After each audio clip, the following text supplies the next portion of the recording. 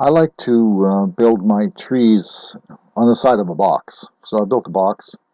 I'll go to File, Import, and there's the tree image I want to use. It's a JPEG file. I anchor it in the corner. It comes in as a texture, of course, and size it.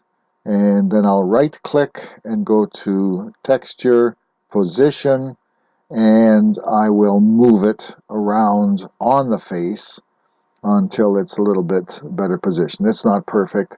I could raise it up a little bit, but it's better positioned that way. However, all the background is still with it.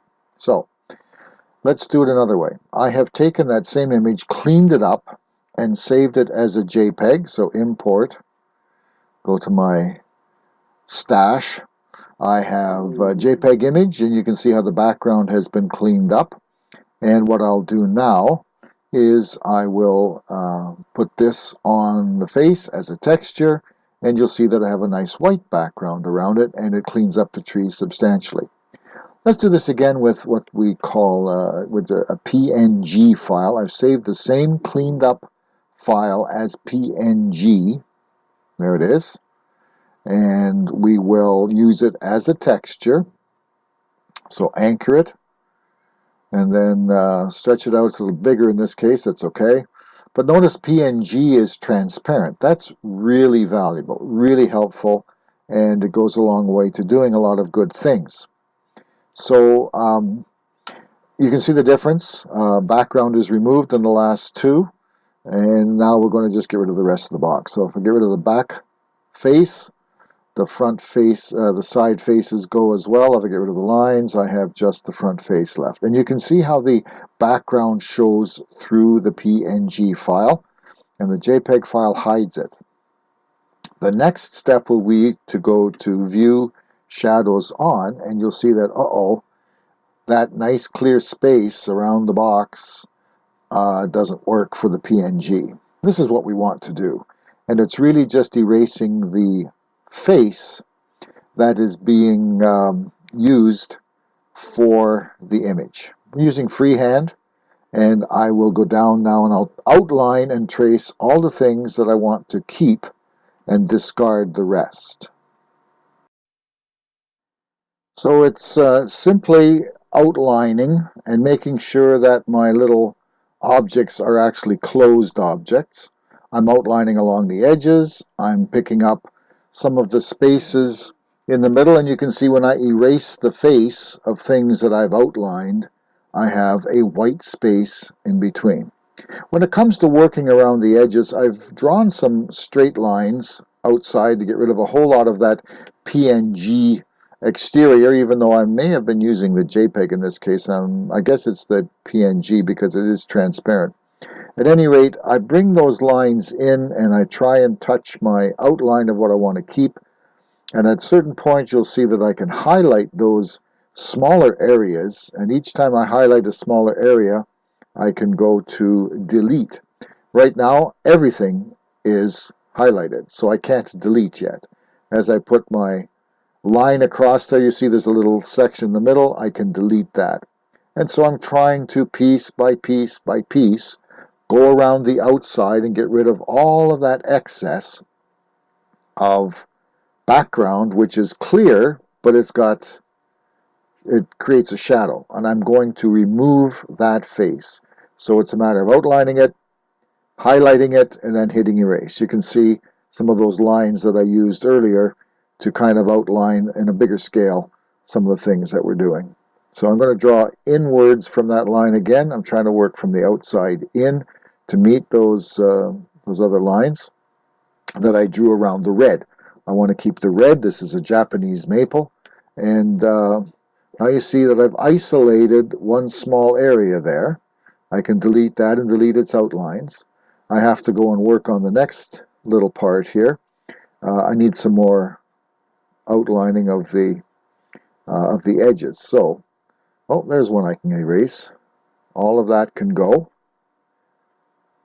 Erase, take out those two outside lines as well. And you see I have a nice edge of the tree. And I have done some work already on the inside. I have to fix this one. The edges don't, the outline doesn't meet. Doesn't make a closed figure. Now it's a closed figure. That can be deleted as well.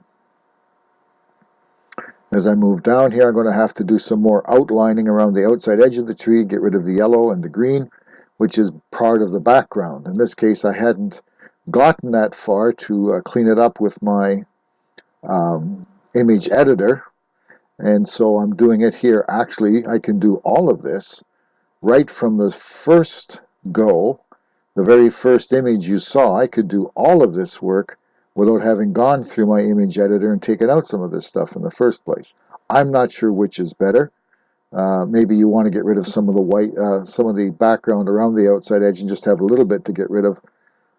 I guess it depends on your experience and where you're at. See, a couple of lines are wayward there. They're actually not flat on the screen. I have to get rid of them and redo that section again. On face. When it's on face, see, that's now a face of its own, and we can get rid of it. And all we have to do now is worry about the stuff that's in between here a little bit. If I go across there, I'll click on it and see I have got a smaller area.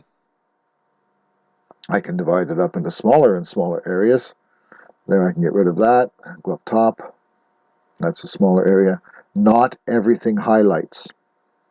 When only that small area highlights, I know that I've isolated it, and I can move on down the side of the tree.